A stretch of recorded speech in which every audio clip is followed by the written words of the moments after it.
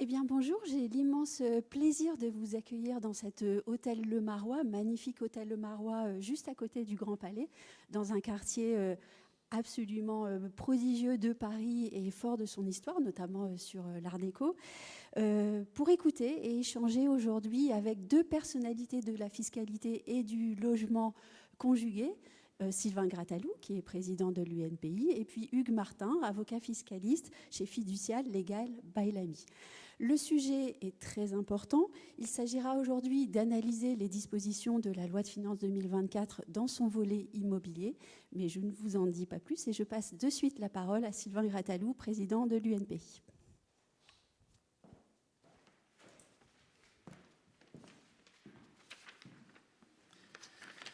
Mesdames, Messieurs, en ma qualité de président nouvellement élu de l'UNPI, j'ai le plaisir de vous accueillir et d'ouvrir cette première conférence de presse de mon mandat.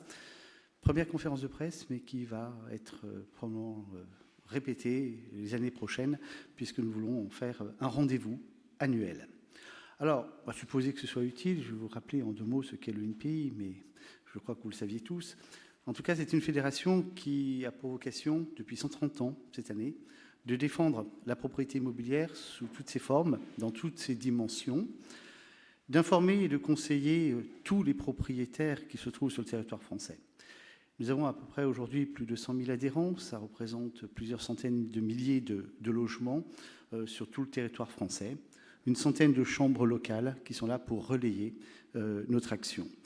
Des actions qui sont donc locales, régionales, nationales, et qui nous permettent, en tout cas, on l'essaye, et encore plus aujourd'hui, d'orienter les pouvoirs publics dans une direction qui nous semble celle qui permette à notre société de vivre dans des conditions satisfaisantes. Alors aujourd'hui, nous sommes réunis pour cette conférence de presse afin de décrire et d'analyser les dispositions de la nouvelle loi de finances dans son volet immobilier, mais tout en apportant un éclairage ou une critique sur un certain nombre de mesures qui pourraient pénaliser la propriété. Alors c'est vrai qu'a priori, on pourrait considérer qu'on pourrait tout contester, hein, ce qui pourrait être la vocation d'un syndicat, mais ce ne sera pas du tout le cas. Il y a une contestation, évidemment. Mais sachez que la réflexion, elle est permanente et l'UNPI souhaite participer à la construction d'un monde meilleur et c'est une préoccupation qui, pour nous, est essentielle. Et on essaye, à travers, et vous le verrez, des mesures, non pas de privilégier peut-être une certaine partie de la population, mais en tout cas de faire en sorte que cette population puisse contribuer à une société meilleure. Alors je remercie vivement notre partenaire exclusif, qui est le groupe Fiducial, ce réseau national d'experts comptables et de commissaires aux comptes, et tout particulièrement son président Christian Latouche, qui a spontanément accepté et sans réserve de se joindre à cette manifestation. Et puis je remercie évidemment tous les journalistes qui sont ici présents. Je remercie également ceux qui sont sur les réseaux et qui peuvent suivre cette manifestation. Alors cette matinée sera animée par maître Hugues Martin, avocat fiscaliste du groupe Fiducial. Elle se poursuivra par une conclusion que j'aurai le plaisir de formuler. Et puis, il y aura quelques échanges avec la salle et vous aurez probablement un certain nombre de questions à poser. Et nous essayerons, Maître Martin et moi-même, d'apporter les éclairages que vous souhaitez. Voilà, alors je vais laisser tout de suite la parole à Maître Martin et je vous souhaite à tous, à toutes et à toutes, une très bonne conférence de presse. Et donc, sans transition, eh bien, Hugues Martin, la parole est à vous. De toutes les dispositions que vous allez nous entretenir, juste une petite question avant que vous ne commenciez. Est-ce qu'il y a une ligne directrice, un fil conducteur ? Je dirais en introduction que c'est une loi de finances qui est dense, mais qui est extrêmement technique, c'est-à-dire qu'on n'a pas de grandes mesures phares en matière de l'immobilier, à l'instar de ce qu'ont pu être l'instauration de dispositifs comme en son temps le Pinel, le Cellier, et qu'on a un ensemble de dispositions effectivement qui visent à adapter, proroger des dispositifs existants qui font pièce à un certain nombre de décisions de jurisprudence, mais ce n'est pas une loi qui est empreintes de grandes mesures en matière immobilière, même si elles sont très nombreuses. Très nombreuses et importantes pour certaines. En fait, c'est un signe des temps. On y va touche par touche, peut-être. Tout à fait. Bonne présentation. Merci beaucoup.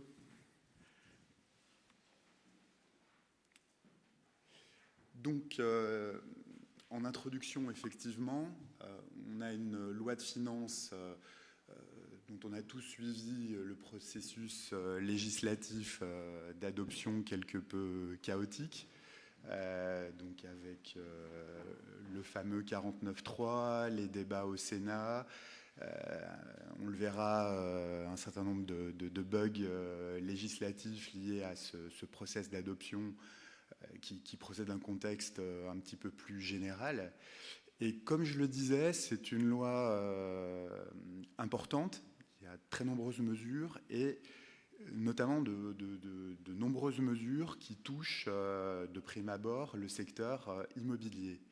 Mais ce n'est pas à nouveau une loi qui est portée par, dirais-je, une vision globale en la matière et une ambition, si ce n'est sans doute, notamment du fait de la prorogation d'un certain nombre de dispositifs, on ressent une certaine volonté de soutenir le secteur qui, comme chacun le sait, est depuis quelques mois assez chahuté, avec la baisse de logements, construction de logements neufs, les difficultés constatées dans le secteur de la promotion, une baisse des ventes, une érosion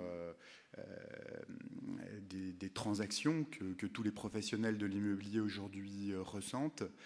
Mais en revanche, la loi ne se traduit pas effectivement par des mesures particulièrement significatives et procédant d'une véritable ambition en matière d'immobilier.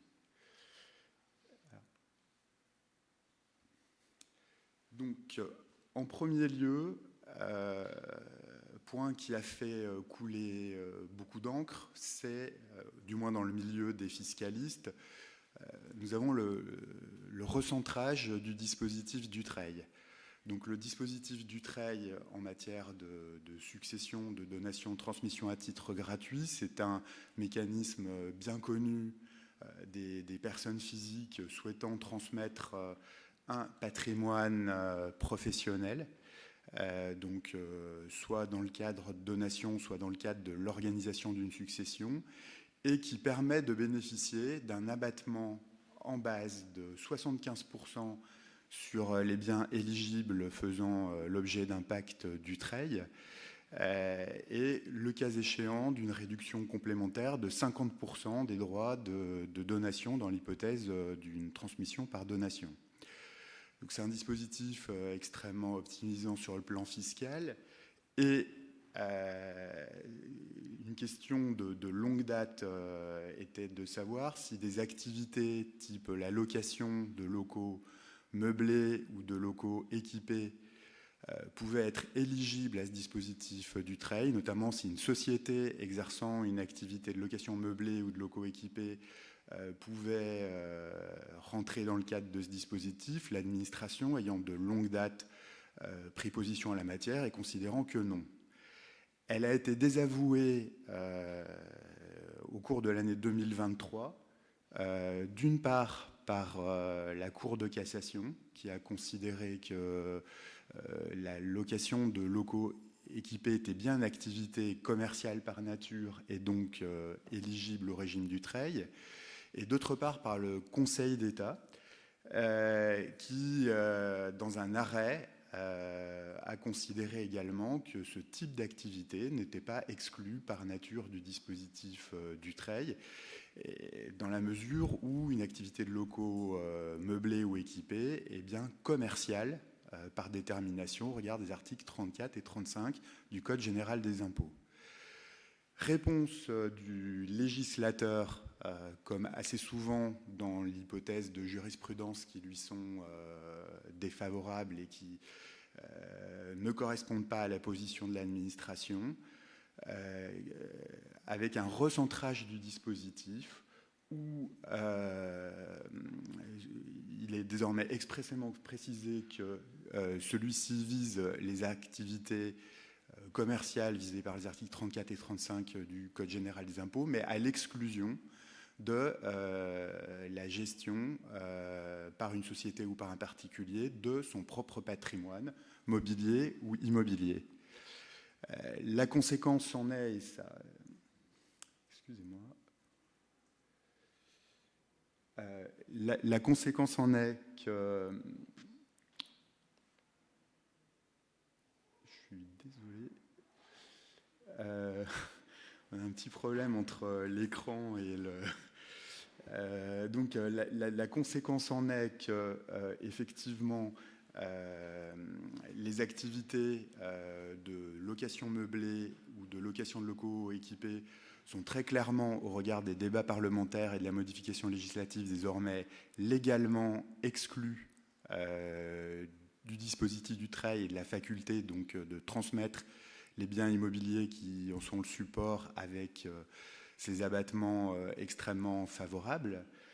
L'objectif réaffirmé par le législateur tel que ressortant tant des motifs du projet de loi que des débats parlementaires est bien de pérenniser le tissu économique au moment de la transmission des entreprises par décès ou par donation et non d'accorder un avantage fiscal à la simple transmission d'un patrimoine mis en société. Ce qui pose à nouveau la question de quelle est la place de l'immobilier en France et considère-t-on ou pas que l'immobilier procède d'une activité économique. En parallèle, mais je ne m'étendrai pas dessus parce qu'on s'éloigne un peu de l'immobilier, le législateur inscrit dans le texte de la loi une définition légale de la holding animatrice qui reprend celle qui était posée par l'administration et par la jurisprudence, et ce qui revient à légaliser en réalité le régime de ces holdings animatrices, l'idée étant qu'une holding animatrice éligible du TREI, par opposition à une simple holding, est une société qui anime un groupe de sociétés exerçant elles-mêmes des activités commerciales, industrielles, économiques, donc, dans le jargon des fiscalistes, des activités opérationnelles, et que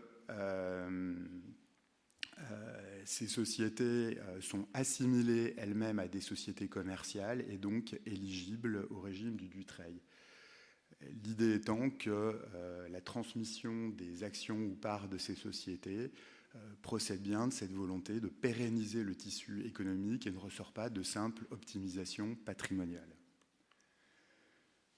Également, une consécration législative de la jurisprudence relative aux activités mixtes, notamment au niveau de ces fameuses holdings animatrices, à savoir que quand une société a une activité on va dire commerciale, véritablement économique, mais également une activité patrimoniale, notamment parce qu'elle détient des actifs immobiliers.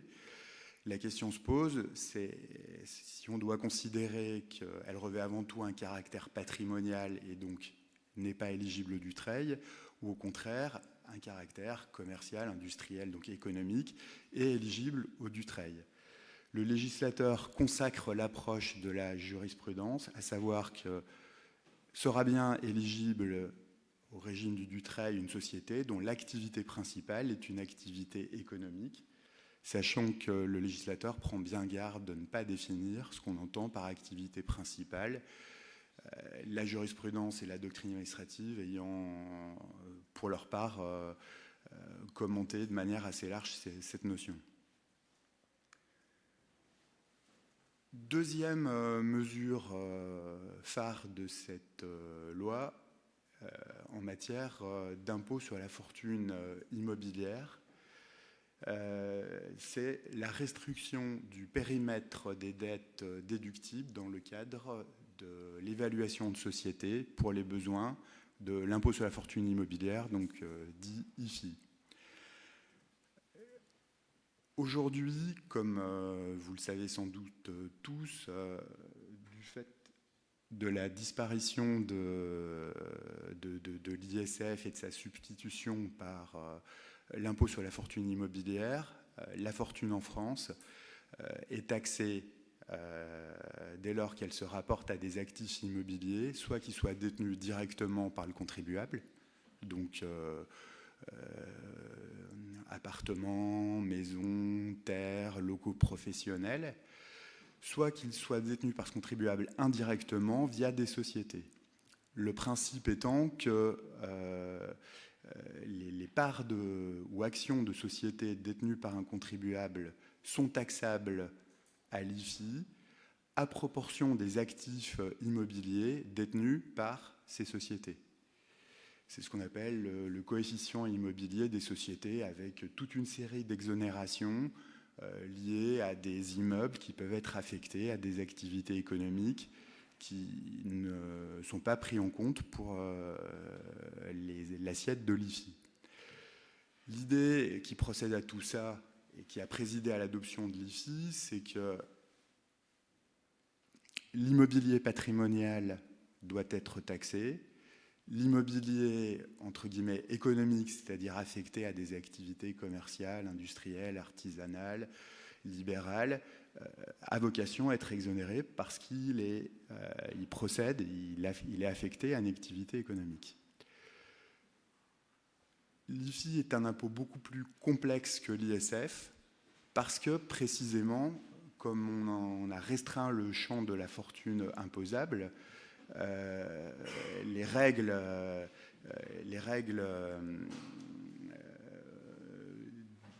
permettant de distinguer entre ce qui est imposable et ce qui ne l'est pas sont beaucoup plus complexes. Et en matière d'IFI,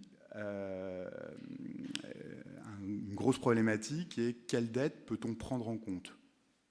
Quand on était en matière d'ISF, c'était assez simple. Il y avait les actifs d'un contribuable, en face il y avait les dettes, et on le taxait sur son patrimoine net. En matière d'IFI, en revanche, comme on ne taxe que l'immobilier, il faut déterminer quelles dettes sont susceptibles d'être affectées à l'immobilier. Et en matière d'évaluation de société,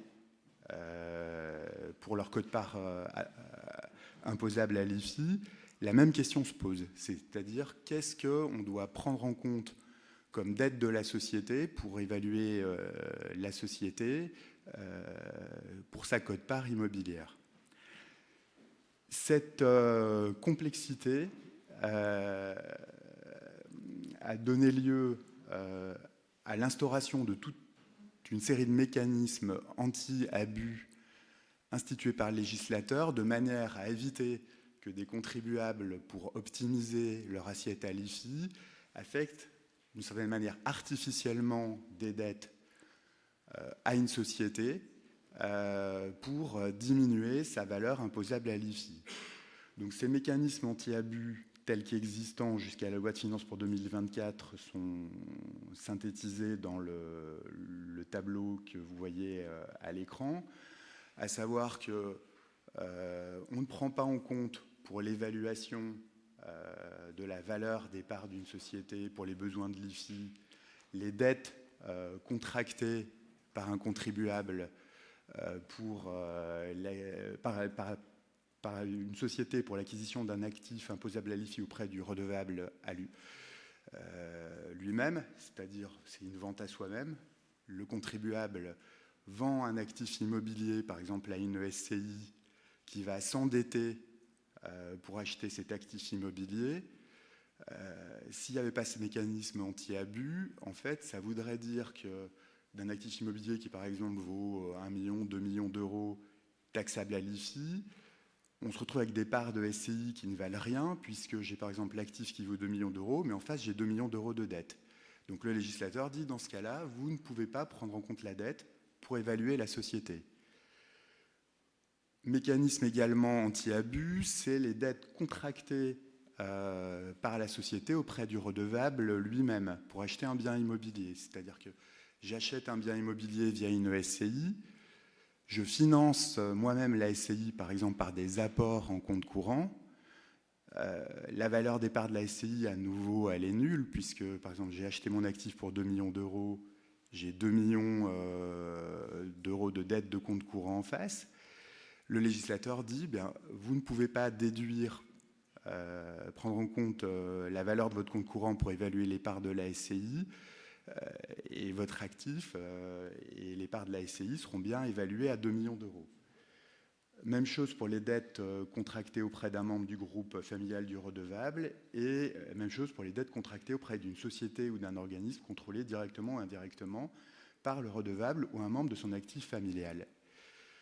Donc, tous ces mécanismes anti-abus avec en plus clause de sauvegarde, c'est-à-dire qu'on peut quand même déduire ces dettes si on peut justifier notamment qu'elles n'ont pas été contractées dans un but principalement fiscal, ont pour but de placer les actifs immobiliers détenus par une société et les actifs immobiliers détenus par un contribuable sur des bases sensiblement similaires en matière d'IFI.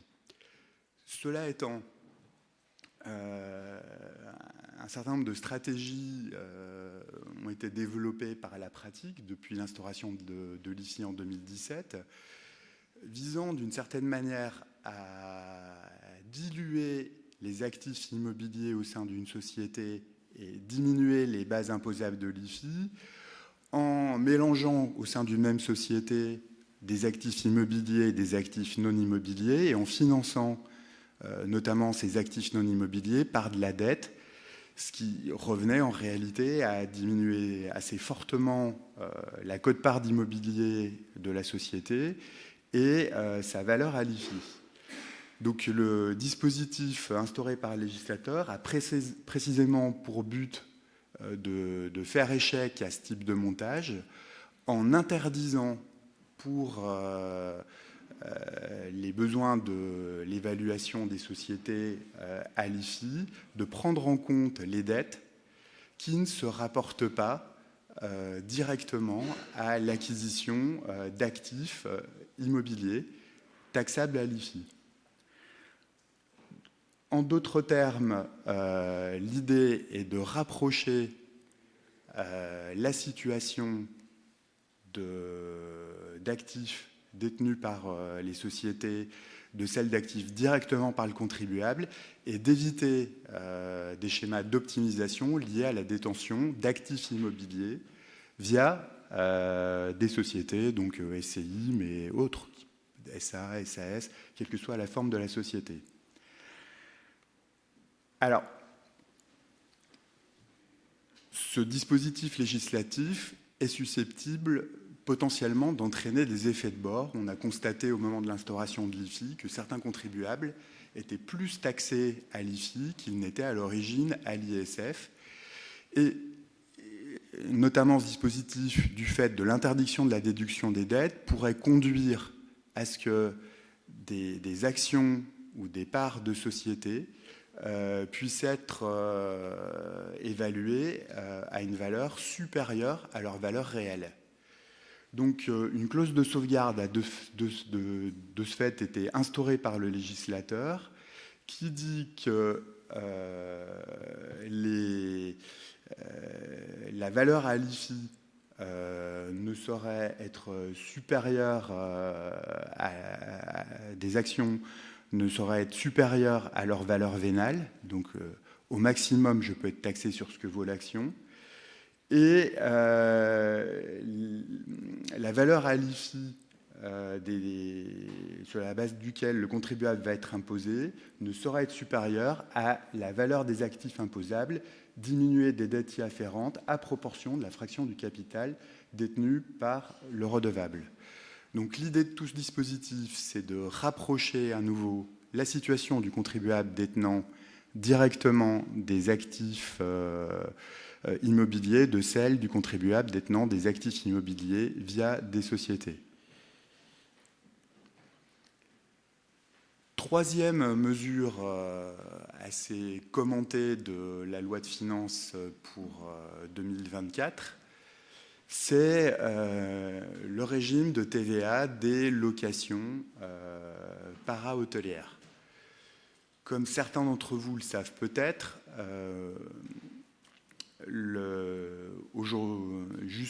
jusqu'à cette loi de finances pour 2024, l'article 261D du Code général des impôts prévoyait un régime spécifique pour les activités dites para-hôtelières en matière de TVA, à savoir que normalement, la location d'un bien immobilier à usage d'habitation, qu'elle soit nue ou meublée, est exonérée de TVA sans possibilité d'option, mais que dès lors que cette location s'accompagne de prestations dites para-hôtelières, elle est soumise de plein droit à la TVA.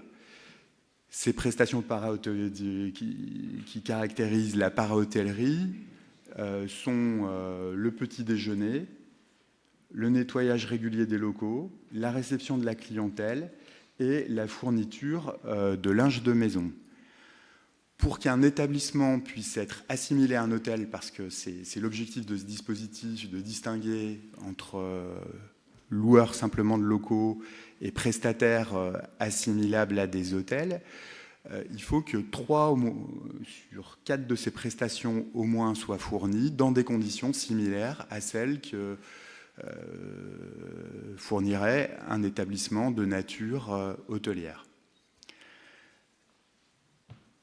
Le Conseil d'État, dans un arrêt de 2023, a considéré que ces critères, sans être dépourvus de pertinence, ne rendaient compte qu'imparfaitement de la nature d'une activité hôtelière et ne permettaient pas de véritablement distinguer entre activité de location simple et activité assimilable à de l'hôtellerie, notamment parce que en matière hôtelière, une des caractéristiques, c'est qu'on est sur des durées de séjour courtes. Et que cette absence de toute référence dans les critères aux durées de séjour des personnes auxquelles les locaux sont mis à disposition ne permettait pas de véritablement caractériser une activité hôtelière ou une activité non hôtelière. D'où intervention du législateur qui va réécrire l'article 261D, quatrièmement du CGI, en, d'une part, cessant de faire une distinction entre l'hôtellerie et la para-hôtellerie, c'est-à-dire que jusque-là, on disait sont soumis à la TVA les activités des hôtels, villages de tourisme, etc., et puis les activités assimilées. Désormais, il y a un critère qui est général pour toute fourniture de logements meublés assorti d'un certain nombre de prestations qui va être soumis à la TVA avec aux 4 prestations qu'on a évoquées l'ajout d'une nouvelle condition qui est que pour être soumise à la TVA, l'établissement doit d'une manière générale proposer des durées de séjour inférieures à 30 nuits. Ce qui n'exclut pas qu'occasionnellement, un client puisse rester plus longtemps, mais l'offre doit être caractérisée effectivement par proposition à la clientèle de durée de séjour courte, comme le ferait n'importe quel hôtel. Cela étant, la conséquence de ce critère serait que toutes les activités dites de résidence-service, donc les résidences étudiants, les EHPAD, qui généralement sont soumises à TVA, sortiraient du champ de la TVA, puisque là, les clients, les patients, sont des gens qui viennent généralement pour des durées longues. Étudiants, c'est souvent 1 an. Les EHPAD, c'est des durées qui peuvent être variables, qui dépendent généralement de la durée de vie du patient.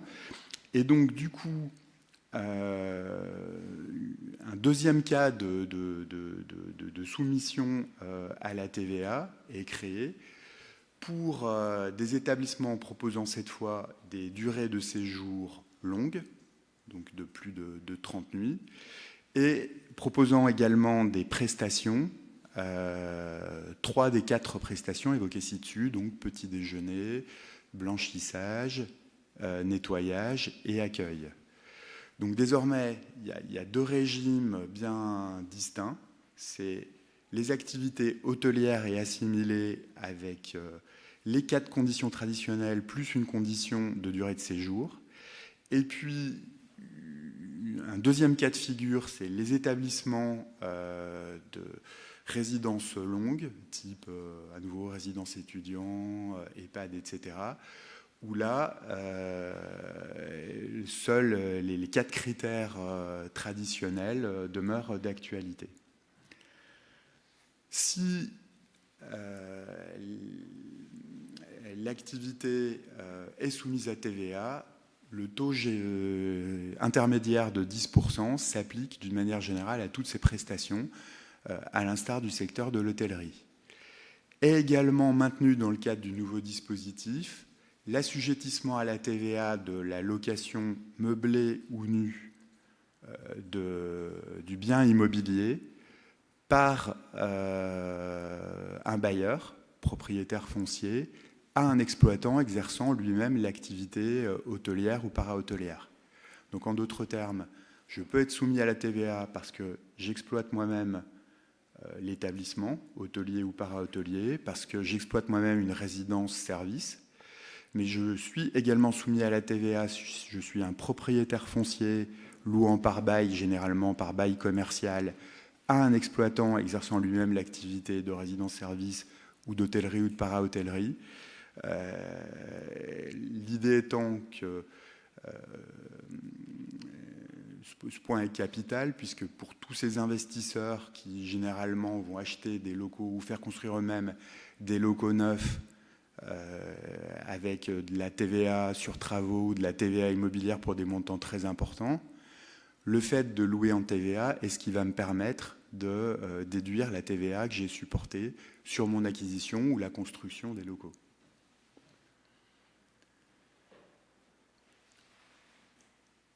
Ensuite, nous avons toute une série de dispositions applicables à l'impôt sur le revenu, dont celle qui a beaucoup fait couler d'encre est la suppression de la niche Airbnb.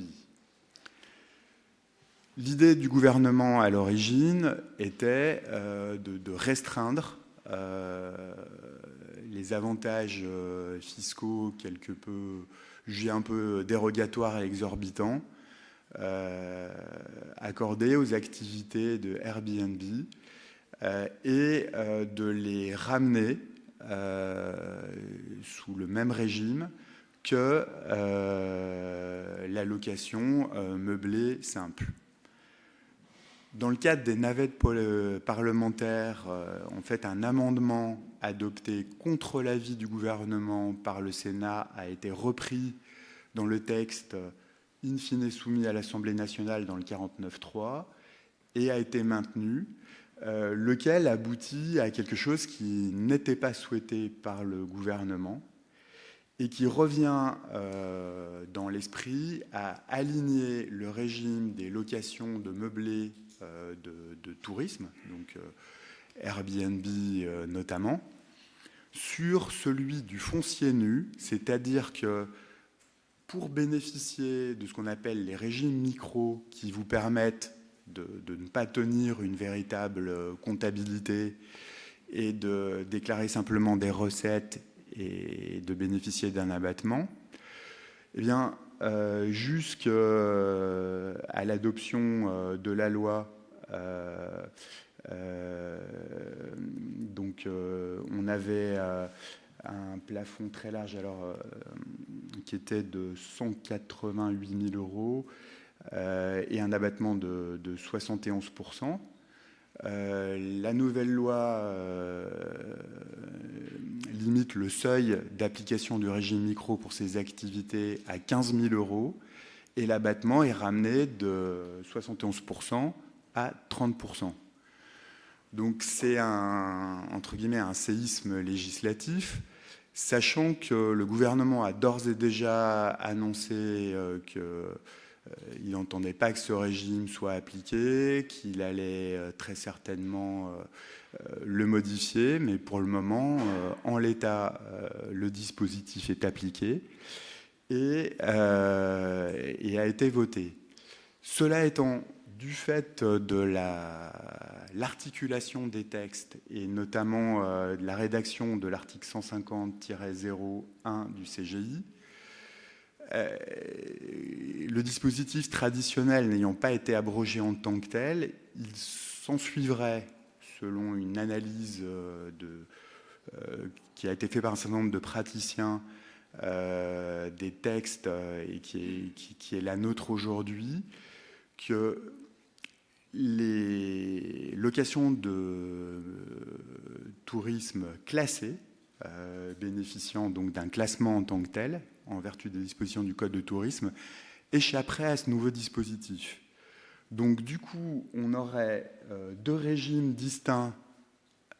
Un premier régime pour les locations de tourisme non classées, qui, elles, seraient soumises à un régime extrêmement dur et plus défavorable que les autres meublés, et les locations de tourisme classées, qui, elles, continueraient à bénéficier de l'ancien régime, c'est-à-dire le seuil de 188 700 € et les 71% d'abattement.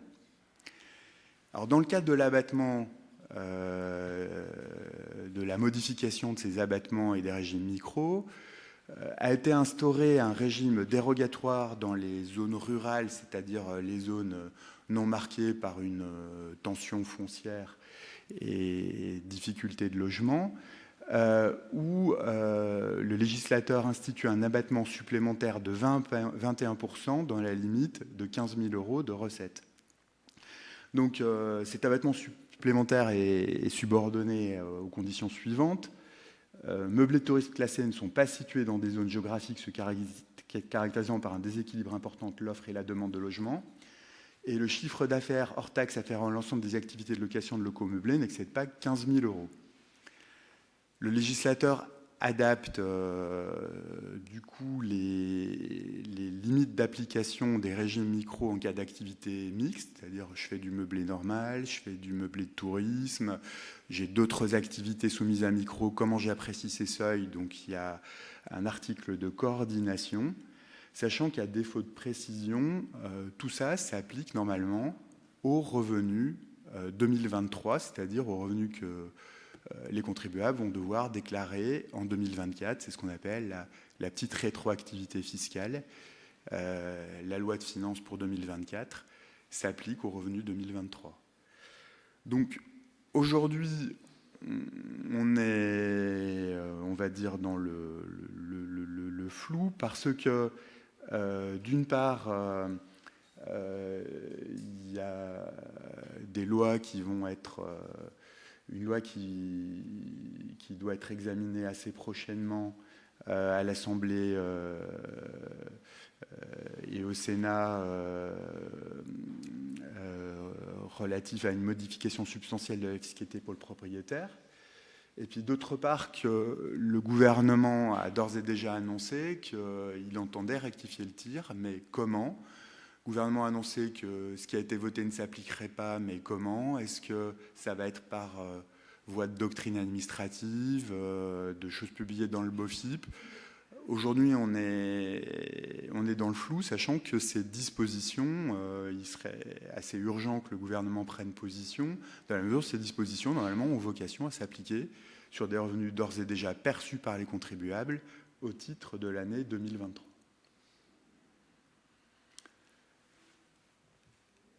Prorogation qui est pour le coup un peu plus de détails, c'est la prorogation du régime d'exonération des revenus loueurs meublés non professionnels d'une partie de l'habitation principale. Donc sachant que ce régime porte d'une part sur les sommes provenant de la location ou de la sous-location d'une pièce de l'habitation principale à titre de résidence principale du locataire ou du sous-locataire sous condition de loyer raisonnable. Donc vous louez une chambre, une pièce dans votre habitation principale à quelqu'un qui en fait son habitation principale. Vous avez vocation à être exonéré dès lors que le loyer est raisonnable, l'administration ayant à titre indicatif précisé ce qu'on entend par loyer raisonnable, mais sans que cela s'impose et que c'est une valeur législative en tant que telle.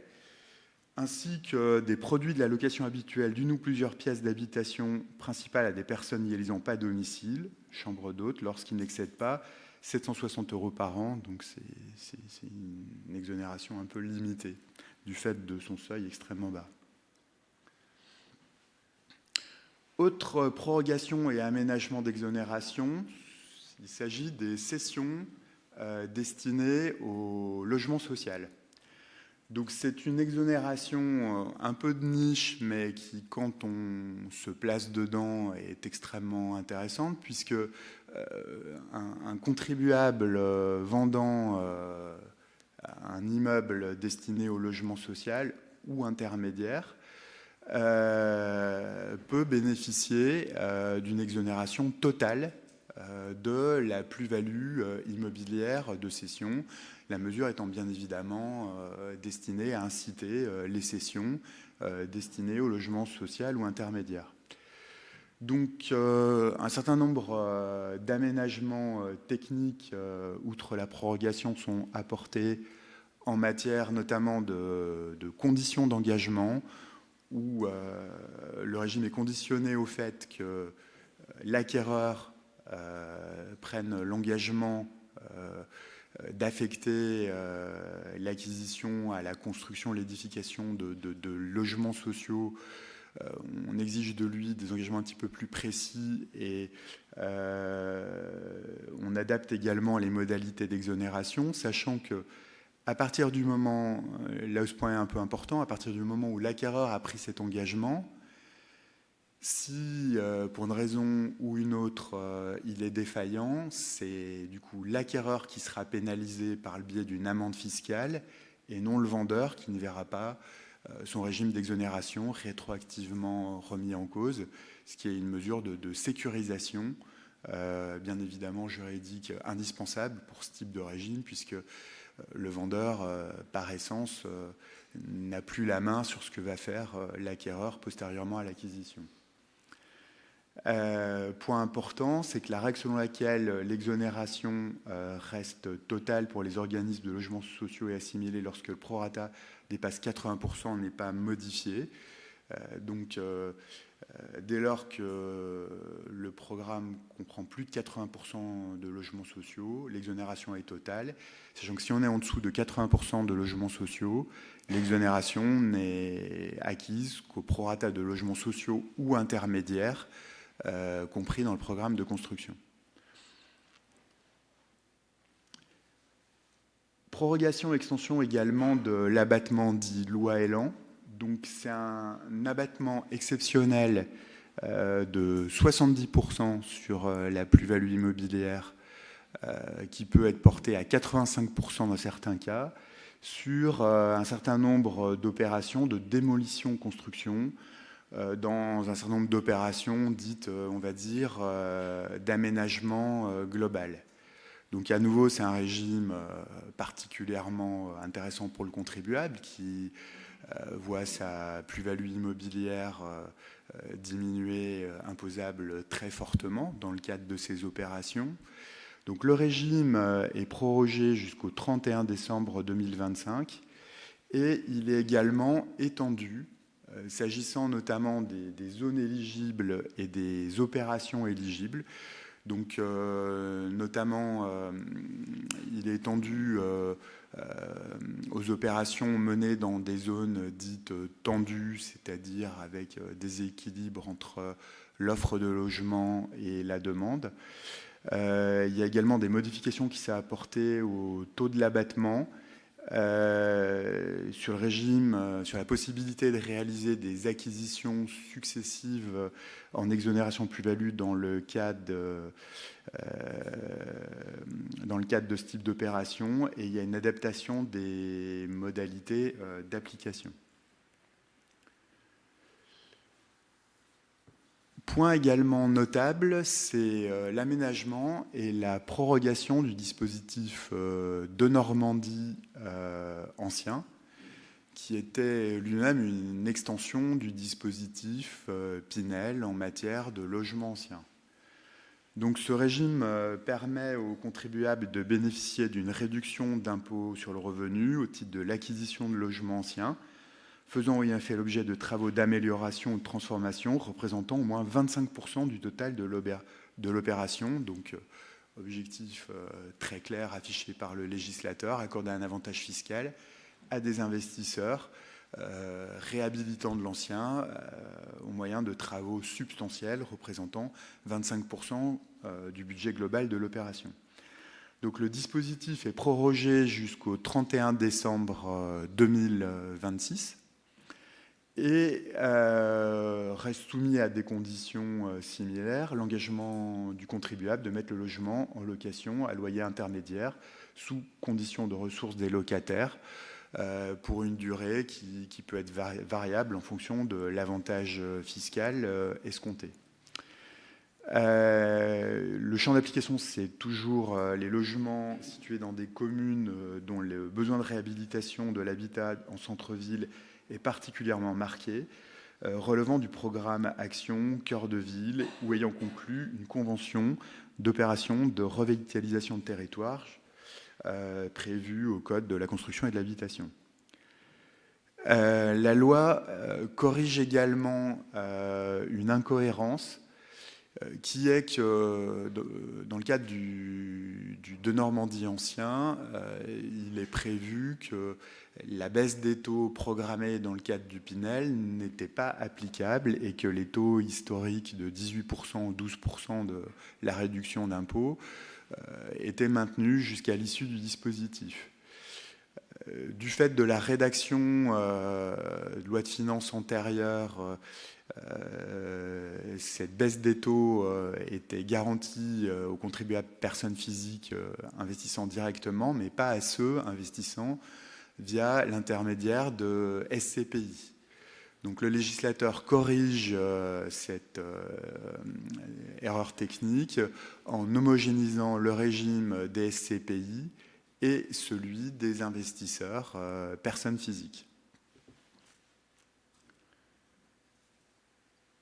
Point important également, prorogation du dispositif Malraux, qui est un dispositif très important dans l'historique fiscal français pour tout ce qui est investisseurs immobiliers dans les quartiers éligibles, qui a un régime fiscalement très attractif, qui venait à expiration. Donc ce régime est prorogé jusqu'au 31 décembre 2024 et donc permet donc aux investisseurs qui sur des programmes portant sur des immeubles situés soit dans un quartier présentant une concentration élevée d'habitats anciens dégradés, soit quartier bénéficiaire du programme national de requalification des quartiers anciens dégradés, de bénéficier du régime jusqu'une année de plus, donc jusqu'à fin 2024.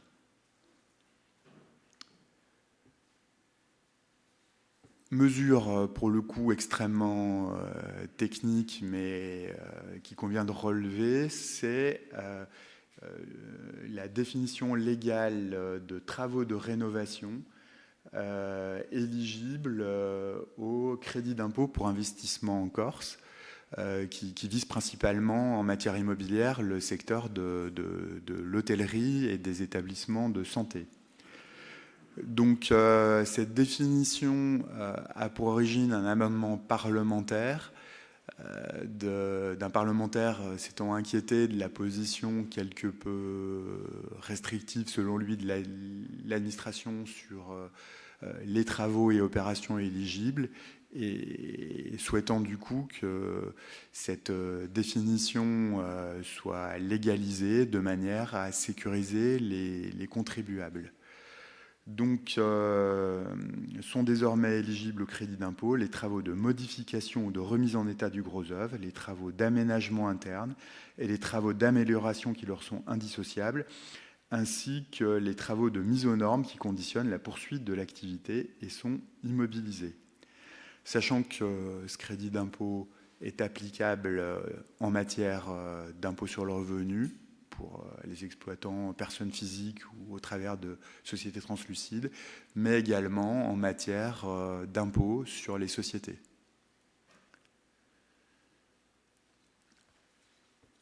Point également à noter en matière d'impôt sur le revenu, c'est un crédit d'impôt en faveur des systèmes de charge pour les véhicules électriques, qui existait d'ores et déjà et pour lequel le législateur relève le plafond du crédit d'impôt qui est porté de 300 € à 500 €. Donc c'est un crédit d'impôt qui vise les systèmes de charge pour les véhicules électriques instaurés pour équiper les logements, habitations principales ou résidences secondaires, et égal à 75% des dépenses consacrées dans la limite de ce plafond de 300 € ou de 500 € par borne de recharge. En revanche, le législateur limite le crédit d'impôt aux seules bornes de recharge électrique pilotables, conformément aux dispositions du décret du 4 mai 2021, à savoir bornes de recharge électrique susceptibles d'être adaptées en fonction de l'état de plus ou moins grande saturation du réseau électrique global. Sachant qu'en cas de devis antérieur au 1er janvier 2024 et paiement d'un acompte, puisqu'on sait qu'un devis n'a pas date certaine, avant cette date, l'installation d'une borne non pilotable ouvrira toujours droit au crédit d'impôt, mais dans la limite de l'ancien plafond, égal à 300 €. Ensuite, nous avons toute une série de mesures diverses et variées. Donc c'est toujours le charme des lois de finances d'inclure toute une série de mesures plus ou moins importantes, voire de listes à l'après-vert de petites dispositions qu'on va passer en revue. Donc, en premier lieu, on a un renforcement des obligations déclaratives relatives aux cessions de droits sociaux de sociétés à prépondérance immobilière. Où, comme vous le savez sans doute, les cessions de parts de sociétés sont soumises aux droits d'enregistrement et donc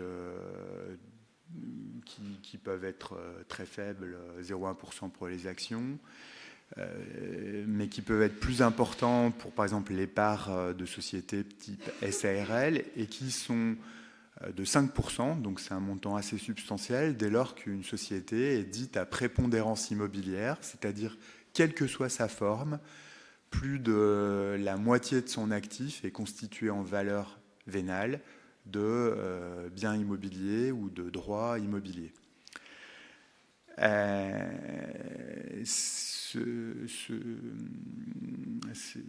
Cette qualification de société à prépondérance immobilière est souvent un gros enjeu parce que des sociétés qui peuvent être des SA, des SAS exerçant une activité économique, dès lors qu'elles ont des actifs immobiliers très importants, peuvent être soumises à ce régime avec des conséquences lourdes puisqu'on passe de 0,1% de droits d'enregistrement sur les cessions d'actions à 5% si on est à prépondérance immobilière.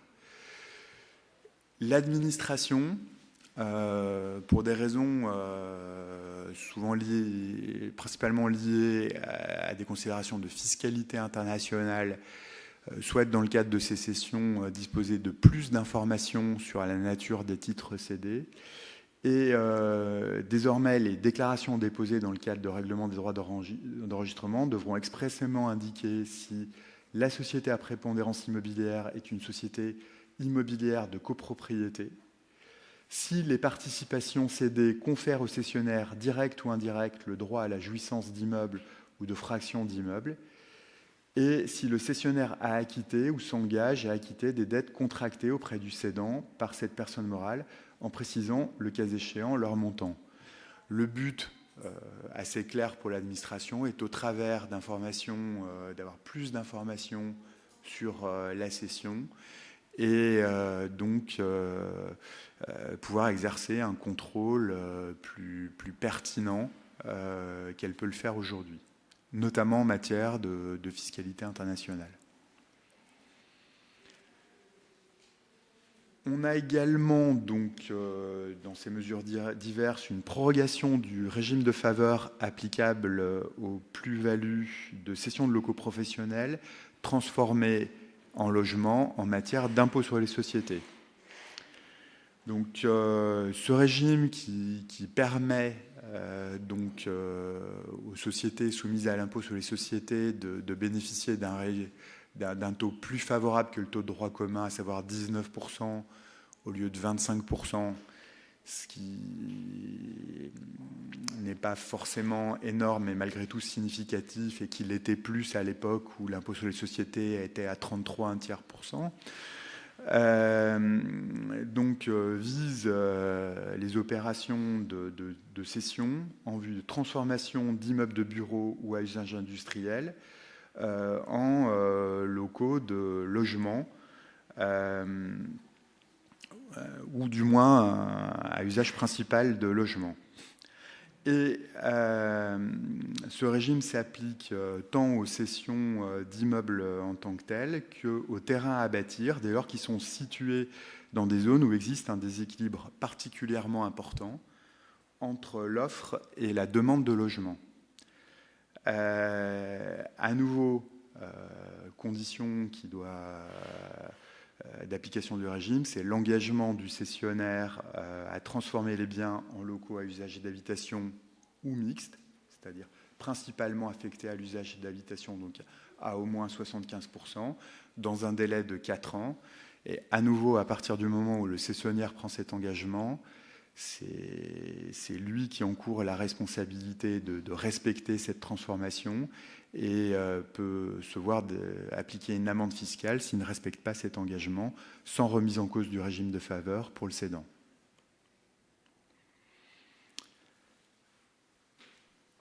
À noter également, en matière d'impôt sur les sociétés également, une extension du dispositif de créance d'IS en faveur du logement locatif intermédiaire. Donc, un article du Code général des impôts prévoit que les sociétés soumises à l'impôt sur les sociétés peuvent bénéficier d'une créance d'IS correspondant au montant de la taxe foncière et de certaines taxes additionnelles afférentes au logement locatif intermédiaire. Ce régime donc n'avait pas vocation à être appliqué à des sociétés non soumises à l'IS et notamment détenues par des personnes physiques particulières. Et le législateur, l'étend dans un but assez clairement d'incitation à ce type d'investissement, au SCPI, au SICAV, au SPICAV et aux sociétés de livres partenariat. Si la personne morale n'est pas redevable de l'IS, la créance du coup est immédiatement remboursable. De la même manière, il en va de même pour les sociétés exonérées d'impôt sur la société. Cette mesure donc s'applique au logement dont la construction est achevée à compter du 1er janvier 2024. Point assez important en matière de TVA, c'est le report des nouvelles modalités d'application du taux réduit de TVA sur les travaux de rénovation énergétique. Sachant que, comme vous le savez sans doute, l'application de la TVA sur tout ce qui est travaux affectés à logement d'habitation est assez complexe, puisque selon les cas, on peut être à 20%, 10%, 5,5% selon la nature des travaux, selon la nature des locaux, selon également nature des matériaux. En cas de rénovation énergétique, taux de 5,5 est prévu, le régime historique ayant été fortement critiqué de longue date pour sa complexité et son manque de lisibilité. Et sa réforme a été prévue par la dernière loi de finances, dont l'application était subordonnée à la publication d'un arrêté, lequel devait intervenir au plus tard pour le 31 décembre 2023. Cet arrêté n'est toujours pas paru à ce jour. Donc les motifs exposés étant que il y a nécessité de concertation supplémentaire entre les acteurs du secteur de manière à définir des critères pertinents, adaptés au regard notamment des évolutions du secteur et des évolutions techniques et technologiques. Donc, de ce fait, le nouveau régime est reporté en 2024 jusqu'au maximum au 1er octobre 2024, date limite d'entrée en vigueur du dispositif et de publication de l'arrêté qui doit intervenir. Jusque-là, l'ancien régime continuera à s'appliquer avec toutes les difficultés d'interprétation et d'application qu'il pose aux professionnels et aux clients, et par répercussion à leurs clients. On a ensuite un assouplissement des règles encadrant la fixation du taux de taxe d'habitation sur les résidences secondaires pour les collectivités territoriales. Comme vous l'avez peut-être en tête, les impôts locaux, dont la taxe d'habitation, sont fixés par les collectivités territoriales sous leur responsabilité, mais de manière encadrée par le législateur. Une commune ne peut pas faire ce qu'elle veut en matière de fixation des taux, notamment de la taxe foncière et de la taxe d'habitation. Comme vous le savez sans doute tous également, taxe d'habitation normalement a disparu pour les résidences principales, mais survit pour ce qui est des résidences secondaires. Et ce dispositif législatif a pour but de donner une latitude supplémentaire pour les collectivités territoriales, d'augmenter la taxe d'habitation dès lors qu'il serait constaté que le niveau de taxe d'habitation sur les résidences secondaires est inférieur à 75% du taux moyen constaté dans le département. Sachant que pour Paris, ça s'apprécie au niveau national, puisque Paris est à la fois une commune et un département. Donc les communes auront une possibilité d'augmentation plus importante de la taxe d'habitation sur 2024.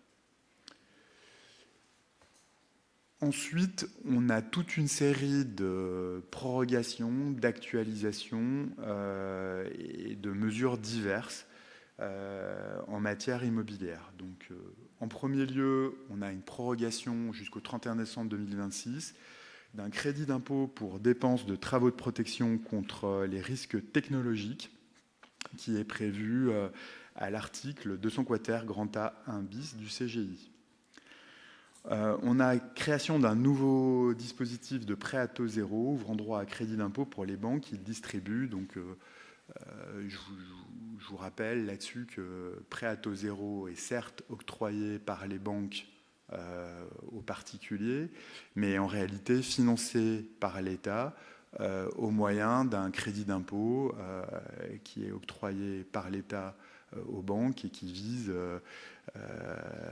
à leur permettre de financer ce prêt à taux zéro. Il y a prorogation et aménagement également du prêt à taux zéro finançant la primo-accession à la propriété jusqu'au 31 décembre 2027 et prorogation de l'éco-prêt à taux zéro finançant certains travaux d'amélioration de la performance énergétique globale des logements jusqu'au 31 décembre 2027. Il y a également une actualisation des exonérations de taxes foncières des logements économes en énergie. On a également l'institution d'une réduction d'impôts à 75% pour les dons à la Fondation de France destinés à financer les travaux des édifices religieux. Donc jusque-là, on était à 66% pour ce type de dons, on passe à 75%. On a également un aménagement et extension de l'application du taux de 10% de TVA dans les secteurs du logement locatif, social et intermédiaire. On a un certain nombre d'ajustements en matière de taxes d'aménagement et d'archéologie préventive. On a également une prorogation jusqu'en 2026 du dégrèvement de taxes foncières de terres gérées par une association pastorale. Et on a une exonération sur délibération des collectivités territoriales de la taxe d'habitation des organismes d'intérêt général, type associations, fondations, qui peuvent du coup bénéficier d'une exonération de taxe d'habitation sur délibération de la collectivité territoriale compétente. On a également tout un régime de faveurs spécifiques instauré pour les rénovations lourdes de logements locatifs sociaux en matière de TVA et de taxes foncières. Et on a également ce qu'on appelle les mesures de toilettage technique, la suppression et le bornage de dispositifs anciens qu'on a tous connus, donc le Besson ancien, le Périssol, le Besson neuf, le Borloo ancien, le de Messine, Cellier, etc. Point également non mentionné, mais qui est peut-être pas anodin pour certains d'entre vous. On a également un report des actualisations de base d'impôts locaux, donc taxes foncières, SCFE, pour les locaux professionnels, du fait du retard pris par les commissions départementales qui sont censées réactualiser ces tarifs, sachant que les bases des impôts locaux est un serpent de mer en matière de fiscalité locale française, puisque pour ce qui est des locaux professionnels, on avait une réforme qui était très longue à mettre en œuvre et qui n'est entrée en vigueur qu'en 2017. Pour les locaux d'habitation, on est toujours sur des bases originelles qui ont été définies dans les années 70 et où, bon, il y a un projet toujours en cours qui est de remettre à plat toute cette fiscalité, mais qui, du fait de sa complexité, des enjeux pour les contribuables, est sans cesse reporté. Alors, la loi de finances comprend d'assez nombreuses mesures en matière de contrôle fiscal qui ne portent pas spécifiquement sur l'immobilier.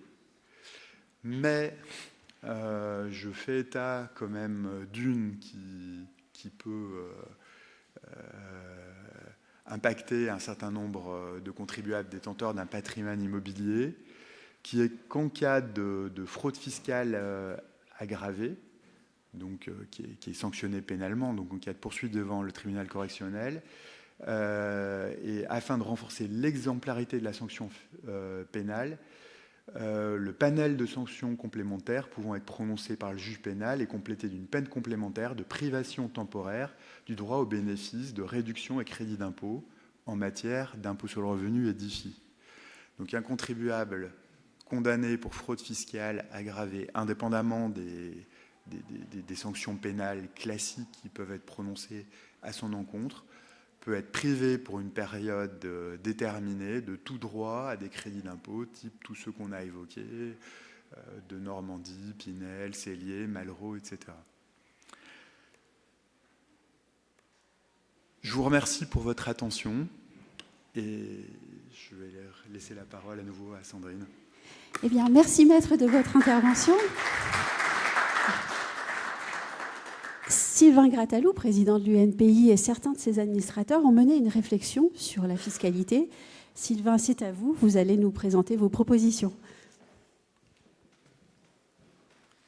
Merci infiniment. Alors, vous savez, quand on fait un discours, on le prépare toujours préalablement. Je prends le soin d'essayer de faire de belles introductions. Mais quand on passe après à l'intervenant, on s'aperçoit qu'on peut complètement modifier les choses. Et finalement, ce sera peut-être un peu plus du live que du construit. En réalité, mais ce sera tout à fait cohérent entre nos deux interventions. C'est le vrai droit fiscal, ici, que nous avons entendu. Un vrai droit fiscal, c'est-à-dire qu'en fait, je m'aperçois qu'aujourd'hui, on construit la société à travers une optimisation fiscale. Or, il me semble, en tout cas par rapport à mon profil de civiliste, c'est qu'il faut d'abord savoir où l'on va, et ensuite on voit comment on peut emmener les gens dans une direction. Et je crois qu'aujourd'hui, effectivement, la France des propriétaires souffre terriblement. Vous savez tous que la filière des acteurs de l'immobilier est en profonde difficulté. Puis aussi, il ne faut pas oublier que les finances locales sont particulièrement peu brillantes, bien au contraire. Alors on évoque pêle-mêle, évidemment, la taxe foncière qui augmente. C'est un aspect dont on entend souvent parler chez nos propriétaires et notre observatoire de la taxe foncière fait apparaître systématiquement chaque année des augmentations significatives, mais bien plus que des augmentations, c'est-à-dire des explosions des taux. Aujourd'hui, il y a aussi les collectivités qui ont décidé d'encadrer les loyers. Alors certes, c'est une loi expérimentale, mais je ne crois pas à l'expérimentation. Je crois que ça va s'installer avec le temps et ça va être viralisé, comme le permis de louer qui se met petit à petit en place de façon progressive et de manière anarchique. Mais le mal, au-delà de tout ça, sur le plan fiscal, me semble-t-il, est bien plus profond. Parce que le poids de la fiscalité en France est immense. Il est croissant. Et il me semble que l'un des rapports déposés dans le cadre du Conseil national de l'habitat faisait apparaître que la fiscalité de l'immobilier en France était 2 fois supérieure à celle de nos amis voisins. Et c'est tout à fait hallucinant. Je crois qu'on était à plus de 60%. Bon. Et pourtant, et là c'est un joli paradoxe, on a quand même 58% des Français qui sont propriétaires, 58% des ménages qui sont propriétaires, et puis le parc locatif privé représente plus d'un quart du parc locatif.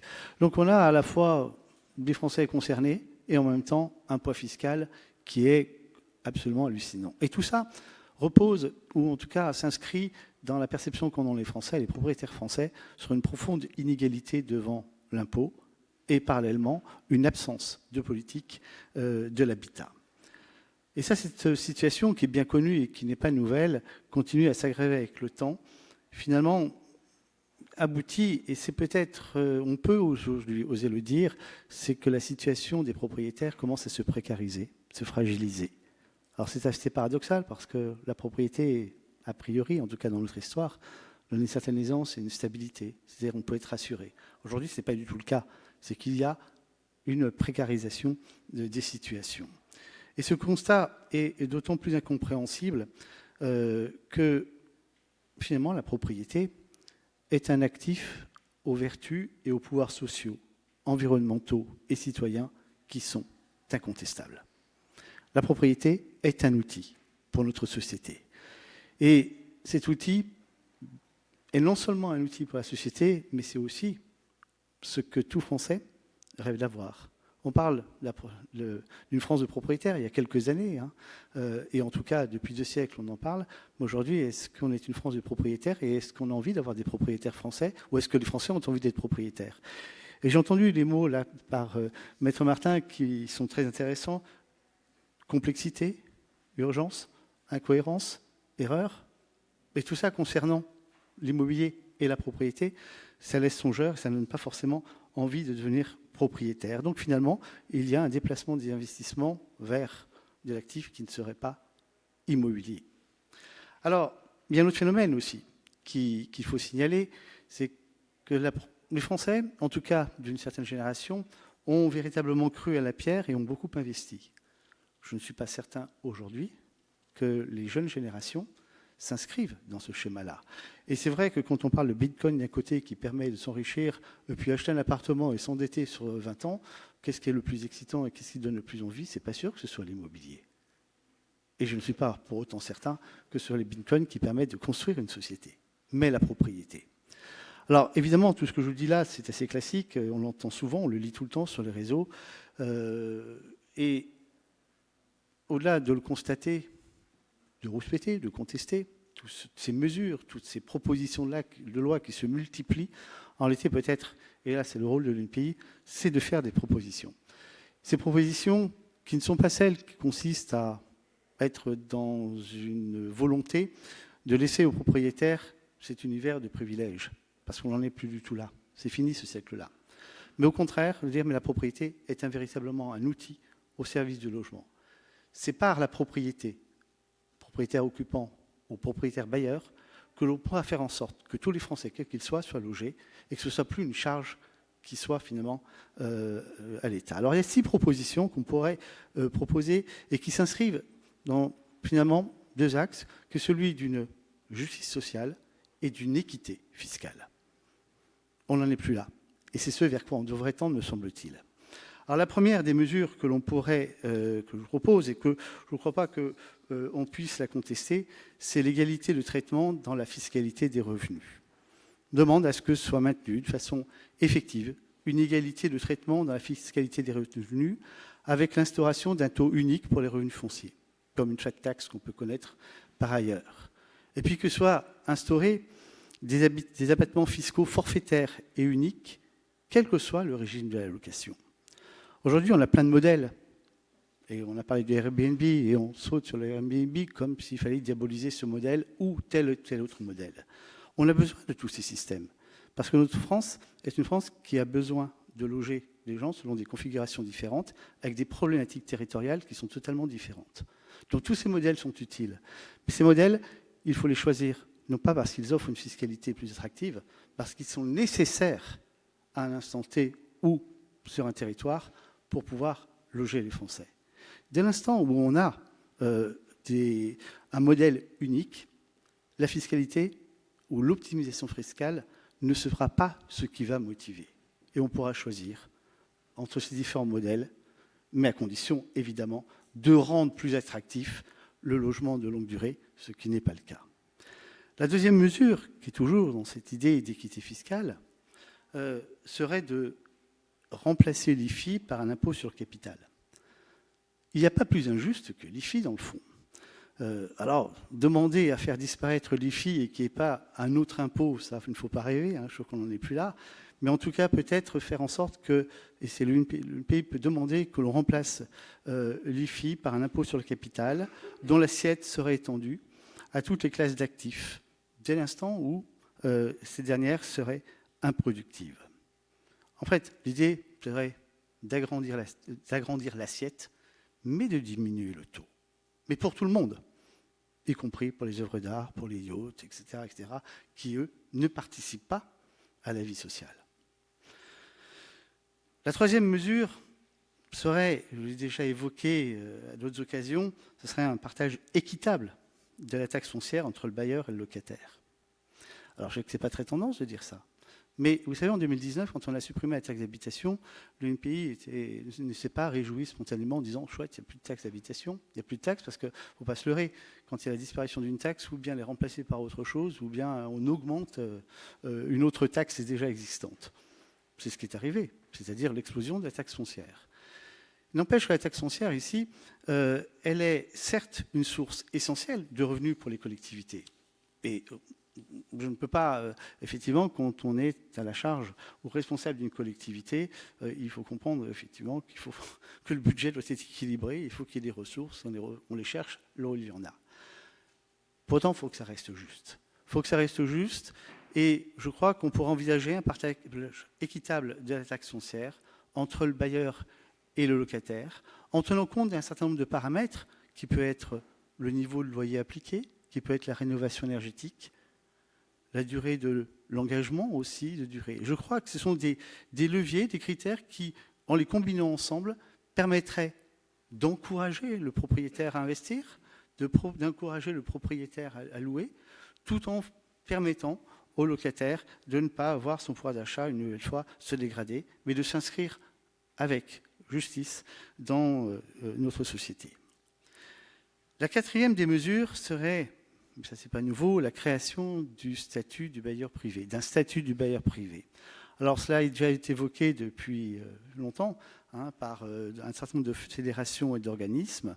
Et là, l'UNPI rejoint ce mouvement et demande la création d'un statut du bailleur privé qui utiliserait le mécanisme de l'amortissement et qui reconnaisse la qualité d'entrepreneur à un propriétaire bailleur. Et ça permettrait de relancer ici l'investissement locatif du neuf comme de l'ancien.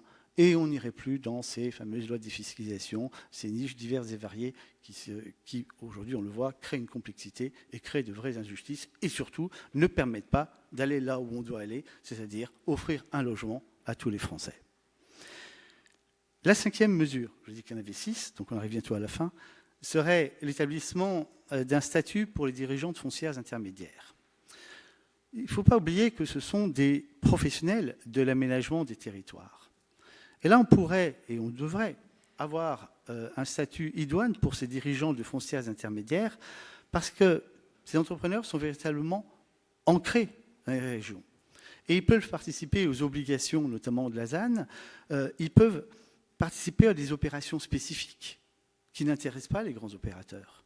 Je pense à la surélévation, je pense aux dents creuses, toutes ces petites choses qui permettraient de manière efficace de répondre aux objectifs, notamment de rénovation énergétique, parce que ce sont des structures qui peuvent, par leur capacité d'intervention, s'inscrire sur le long terme à travers les immeubles qu'ils détiennent.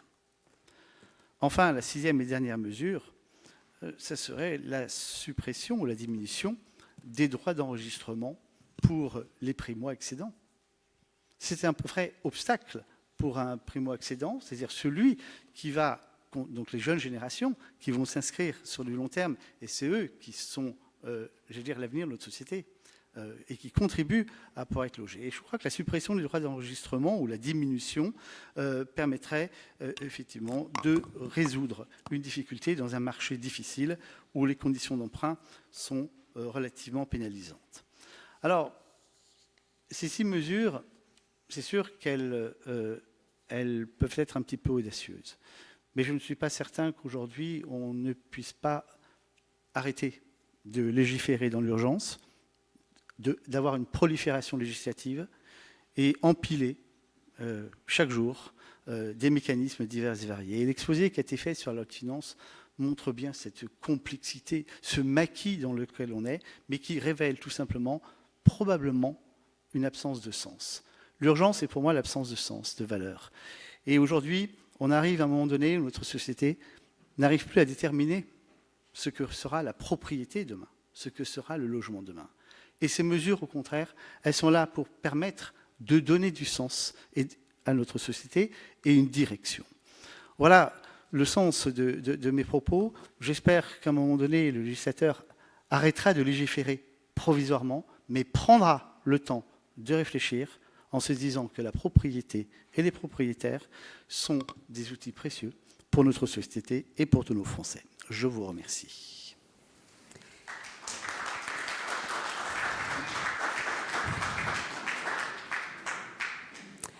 Merci, c'est maintenant le temps des questions. J'ai un micro pour toutes les questions que vous souhaiteriez poser. Moi, j'ai une question très simple, aussi bien à mon collègue Hugues qu'à vous, Monsieur le Président. Dans vos 6 propositions, vous parlez de supprimer l'impôt sur la fortune immobilière. Et là, je pose la question à Hugues. C'est ce taux, ce plafond d'1,3 million, ça fait combien d'années qu'il n'a pas été changé? Combien d'années qu'il n'a pas été changé, ce 1,3 million? Dans quelques temps, si on ne fait rien, on va avoir un studio soumis à l'IFI. Pourquoi cette mesure aussi simple n'est pas actualisée, sachant que toutes les autres taxes, on réévalue la taxe foncière, vous avez un double système, c'est on réévalue la valeur et on augmente les taux. Et l'IFI, il n'y a pas de modification de ce 1,3 million. C'est une question effectivement très pertinente. Et autant en matière d'impôt sur le revenu, on a une actualisation automatique du barème qui a lieu chaque année, autant en matière d'IFI, on n'en a pas. Mais effectivement, c'est une question avant tout politique, à mon sens. Et effectivement, on aboutit mécaniquement, au cours des dernières années, du fait à la fois de la croissance du marché de l'immobilier et de l'absence de modification des seuils et de l'inflation, à une augmentation mécanique de l'impôt.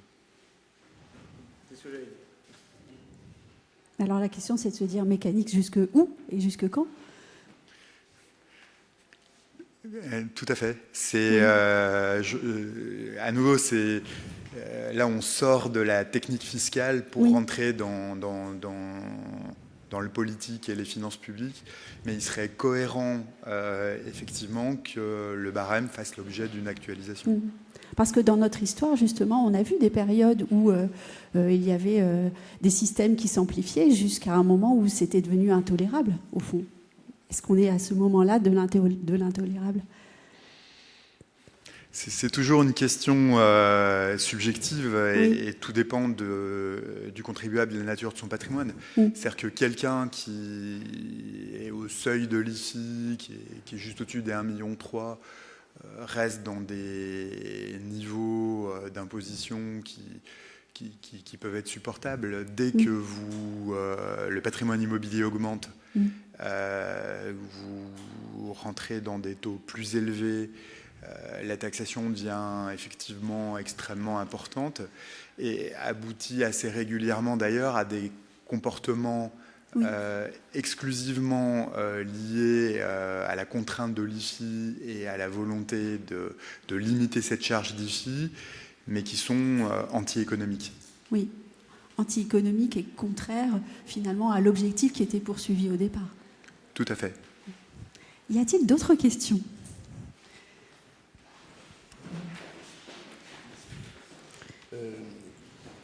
Tu as évoqué, Président, dans les mesures proposées par l'Union, la baisse des droits de mutation à titre onéreux pour les primo-accédants.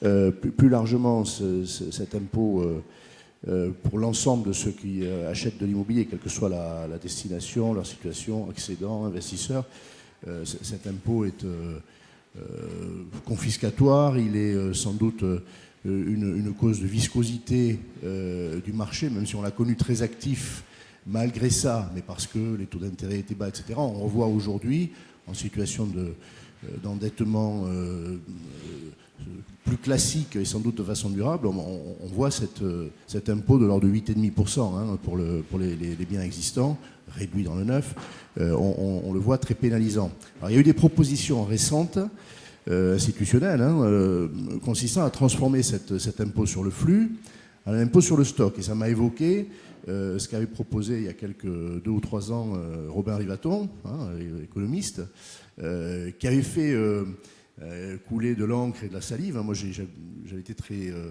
assez sceptique. L'idée était, de manière rustique, une forme de mise à plat de la fiscalité, de préférer un impôt d'1% annuel sur le capital immobilier détenu à tout autre impôt. C'est-à-dire qu'on aurait pour solde net 1%, c'était je crois l'exemple qu'avait donné Romain Rivaton, mais on pourrait imaginer 0,5 ou 1,5, peu importe, payé par tous les contribuables détenants de l'immobilier, et plus de taxes foncières, plus d'impôts sur les mutations, et derrière un mécanisme de redistribution sans doute vers les collectivités, parce que ça c'est un autre sujet.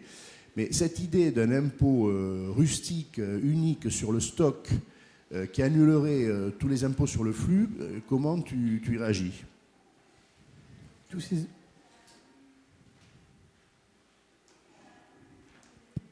ces impôts qui sont là, ils sont un peu vieillots et mériteraient effectivement d'être revus. Simplement, c'est qu'on reste toujours dans un impôt sur l'immobilier. Et est-ce que ça ne va pas à nouveau favoriser tout simplement des fuites ? Et je crois, en tout cas, percevoir que les choix aujourd'hui sont faits en fonction d'une optimisation. Si on n'a pas ce choix, mais qu'on a une répartition entre tous les actifs, quels qu'ils soient, on n'aura plus du tout cette logique-là. Donc l'idée de forfaitiser pour simplifier, c'est un peu ça. Évidemment, c'est beaucoup plus simple, hop, c'est du 1%, et puis on se pose pas la question. Mais on reste toujours dans, je trouve, une inéquité sociale par rapport à une richesse globale. Il ne faut pas se leurrer, je crois qu'à un moment donné, il faut être lucide, on l'est tous, hein, mais peut-être n'est pas hésité à le verbaliser. La France a besoin de sous, il n'y a plus d'argent qui circule, il faut en trouver, que ce soit pour les collectivités et que ce soit pour les Français. Donc à partir de là, il faut les trouver quelque part. Aujourd'hui, on a fait le choix de les trouver dans l'actif immobilier. Est-ce que c'est juste que seuls les propriétaires, quels qu'ils soient, occupants ou les investisseurs, soient concernés uniquement par cela? Je ne crois pas. Donc plus on ouvre ou on agrandit l'assiette, plus on peut diminuer le taux et moins ça sera douloureux. Et là, on arrivera peut-être à avoir plus de fluidité plutôt que cette forfaitisation qui est effectivement une forme de simplification, mais qui, je crois, ne résoudra pas plus le problème. Maître Martin, justement, les clients sont souvent force de proposition. Qu'est-ce qu'ils vous disent, vous, vos clients, sur ce type de questions? En fait, le ressenti des clients est souvent effectivement que l'immobilier est très fortement taxé et que la structuration du coût est essentielle parce que effectivement pour un contribuable qui défendra de l'immobilier en direct, soumis à l'IFI, ayant des revenus importants, étant en taux maximal de l'impôt sur le revenu en taux marginal, on se retrouve avec des rendements qui peuvent devenir dérisoires, voire négatifs. Et effectivement, aujourd'hui, l'immobilier, je pense que la croissance du marché immobilier, jusque-là, masquait quelque peu cet aspect. C'est-à-dire qu'il y avait vraiment l'idée qu'on allait faire une plus-value à la revente et que, ma foi, si ça rapportait pas beaucoup, c'était pas très grave parce que c'était du capital et qu'on allait revendre à plus. Aujourd'hui, ça coûte. C'est plus nécessairement le cas et le paradigme évolue. Et je pense qu'il y a un certain nombre d'options qui ont été prises sur des périodes de croissance du marché immobilier qui étaient soutenables, qui risquent de ne plus l'être assez rapidement. Je vous donne une image qui est toujours là. J'ai l'impression que tous les acteurs de l'immobilier et les propriétaires ont été des petits papillons de nuit qui ont été éblouis par la lumière. Aujourd'hui, on se brûle, en plus, sans avoir vu qu'une société est en train de changer, avec d'autres systèmes et d'autres valeurs qui sont en train de se mettre en place, et que les valeurs qu'ont structuré nos sociétés durant 2 siècles commencent à vaciller. Et on ne l'a pas vu, parce qu'on était éblouis par cette lumière-là. Et aujourd'hui, effectivement, il y a urgence, parce que, non pas qu'on se réveille, mais on prend conscience d'un certain nombre de choses. Donc c'est là où je crois qu'une remise à plat de tout le système fiscal est impératif, mais qui intègre toutes les richesses, quelles qu'elles soient, mais qu'elles soient partagées, et de façon qui soit beaucoup plus juste et égalitaire, ou équitable, parce que ce n'est pas tout à fait la même chose. Et en plus, on a des leviers qui permettent d'être enthousiasmants et de faire des choix. La rénovation énergétique, la durée de l'engagement. Un bailleur, est-ce qu'il peut se dire, finalement, si pendant... je signe un bail et je m'engage pour 12 ans et que j'ai un abattement plus important que si je m'engage pour 3 ans, où j'aurai un abattement moins important, ça invite à réfléchir. Et on peut dire, allons-y. Et tout le monde y trouve son compte. C'est-à-dire, pour le locataire, un maintien dans les lieux durant une certaine... Alors c'était affiné tout ça, ce sont des idées que je jette, mais ça permettrait d'avoir pour le locataire finalement une satisfaction d'être maintenu dans les lieux pendant une certaine durée, tout en ayant pour le bailleur, qui lui, dont les intérêts non pas de laisser le locataire dans les lieux, c'est d'avoir des revenus locatifs qui puissent être maintenus durant une certaine période. Voilà, c'est toute cette remise à plat qui est à faire, et je ne crois pas que les petites propositions qui sont faites à droite à gauche et qui se multiplient chaque jour, et la réflexion qui devient active, en tout cas puissent permettre de nous en sortir s'il n'y a pas une réflexion globale sur le logement en France et la propriété comme un outil au service du logement. Le logement n'est pas en opposition avec la propriété, ça n'a rien à voir. Rien à voir. Et quand on est propriétaire occupant, on est logé. Quand on investit pour des locataires, eh bien, la propriété est un outil aussi au service du logement. Et je crois qu'il faut reconsidérer la propriété, non pas comme étant ce qui a été peut-être considéré comme un privilège du 19e, mais tout simplement comme une perspective pour une société d'avoir une France avec des Français logés. Et je ne suis pas sûr que et dans de bonnes conditions. J'ai cru voir un bras se lever tout à l'heure. Il y aurait une question ici. Il y a d'autres personnes qui proposent depuis plusieurs années un impôt sur la fortune improductive. Ce sont les sénateurs.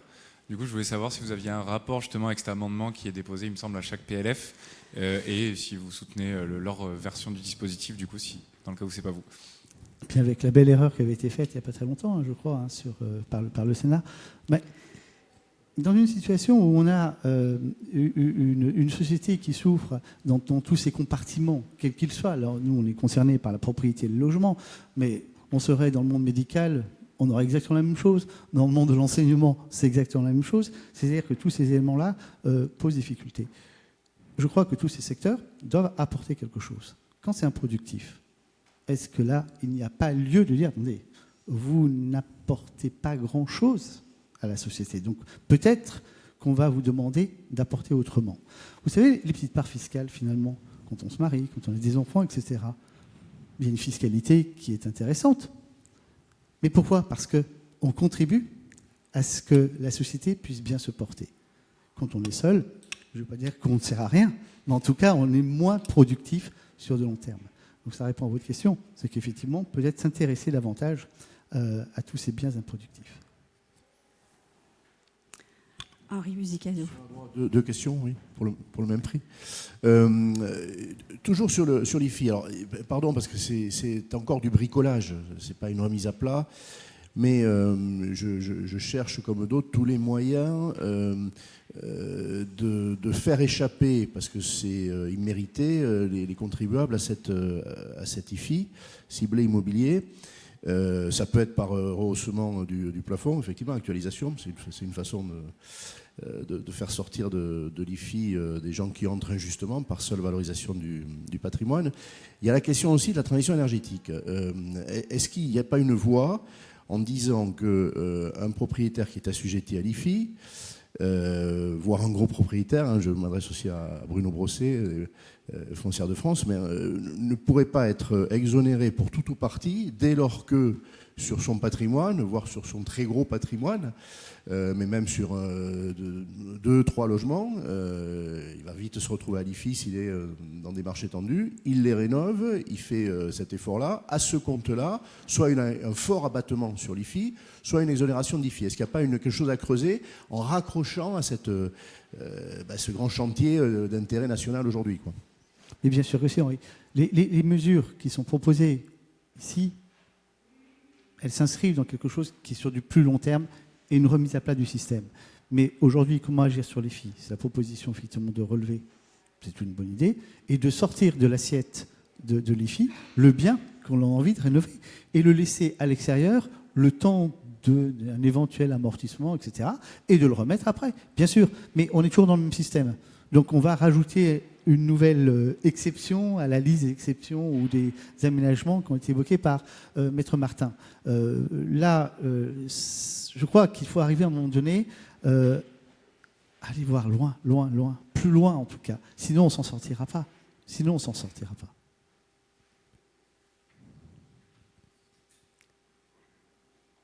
Est-ce que nous allons clore cette matinée ou y a-t-il encore quelques questions ?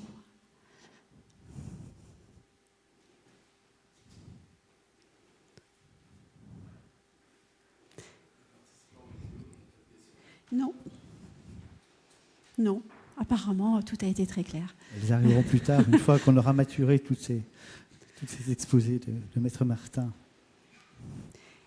Eh bien, merci à tous d'être venus. On vous invite à prendre un café ensemble et puis peut-être pouvoir encore échanger, mais cette fois hors visio. Merci. Je voudrais encore remercier le groupe fiducial de s'être inscrit dans cette manifestation qui va être, je l'espère en tout cas, une rencontre annuelle et qui est extrêmement précieuse chaque année. Voilà. Merci en tout cas. Merci.